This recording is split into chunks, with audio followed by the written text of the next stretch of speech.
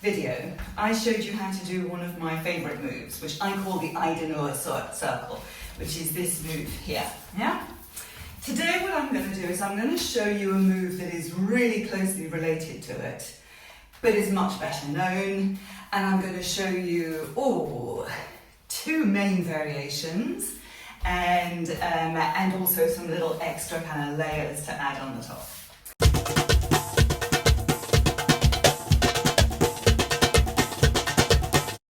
So this is what I would call the travelling twist, yeah? Now where it is related to my Desorgher circle is the Desorgher circle does this, yeah, where the foot's coming across and the hips are circling, with a twist, which is usually done up on releve, up on the toes actually, although you don't have to, and I'll show you later. But with this one, we're just doing a straightforward twist. Yeah. So, kind of simpler, but you can see how the footwork is similar. Yeah. Now what I'm doing here is I'm keeping my upper body nice and still. I'm twisting in the waist. As my front foot, so I've got this foot in the front, yeah, as this comes across, that same hip twists. Twist, twist, twist.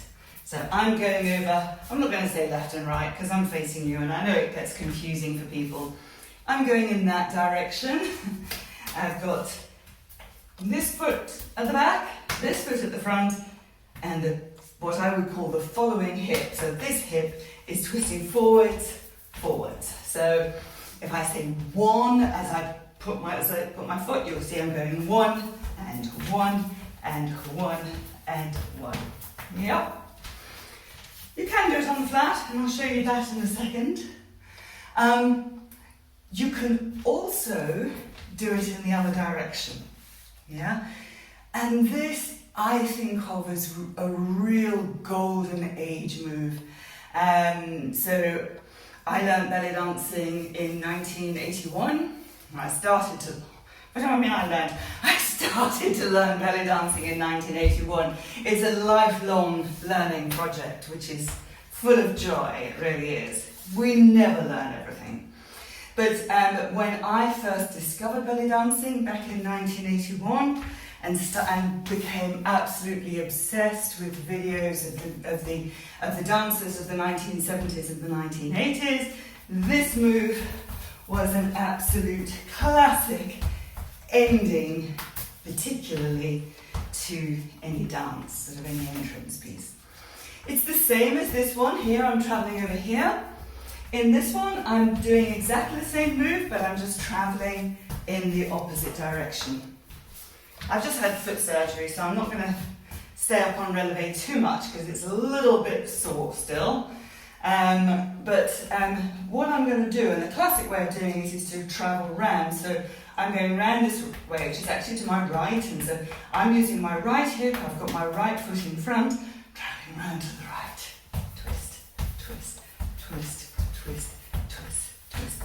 It's quite a fast move, and it's one of those things that as the music gets faster and faster and faster, and there's not that much that a dancer can do, maybe it'd be like a falahi or something, then she'll use that move. Very good for the end of a baladi piece as well, when the music gets faster and faster and faster in a baladi progression or tech baladi. That's a great move that you can use as well. But as I say, I really associate it with the golden era. Now, where can our variations come in? I think if you're going to do this one, don't vary it. It's classic. Don't mess with a classic, yeah? One of the things I would say to watch out for is, of course, make sure that your upper body posture is good. Watch out for a tendency for those arms to do this. You know, it's a natural thing for us to do. Hips coming forward, so we start swiveling our arms around. Ideally, try and keep them fairly still, yeah? They will move a little bit. You can see that this arm is moving back a little bit. Difficult to stop that happening. But as I say, don't overdo it. So that is your classic golden era hip twist, as I say, brilliant to end an opening piece or to end a baladi. When we do this one across, so when I'm traveling this way, one of the things that I love to do is add up and down hips. So all sorts of names for this. You might call it a three-quarter shimmy, particularly if you're American. Yeah. I often call it Egyptian hips because it makes me think of what here in the UK we call Egyptian walks. Some people call them falahi hips, but falahi is faster. We're going down, down, down, da da da da da da. Yeah, if I come a little bit closer, dum ba da da da da da. This classic up and down that we get when we're doing an Egyptian walk.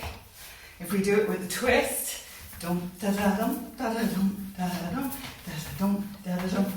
Now I'm on the flat. Yeah, to do that. Like with our Ida circle, we could do it on the flat, or we can do it on releve. I was just doing that one on the flat. A little bit earthier, quite nice little shabby move, or a little ballady kind of move. Perfect little ballady move. Boom, ba-da, boom.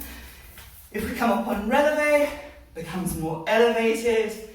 Cross and a back and across and a back and across and cross and back and across and back, cross and back and change and cross, etc. Now I have got to stop because, yeah, as I say, I had foot surgery a few weeks ago and it's complaining at me at the moment. But there you go. That's your travelling twist. Yeah, in one direction. Yeah, or back the other way with up and down hips variations on releve or on the flat. Hope you like that. Any questions, as always, pop them in the comments below and I'll see you next time.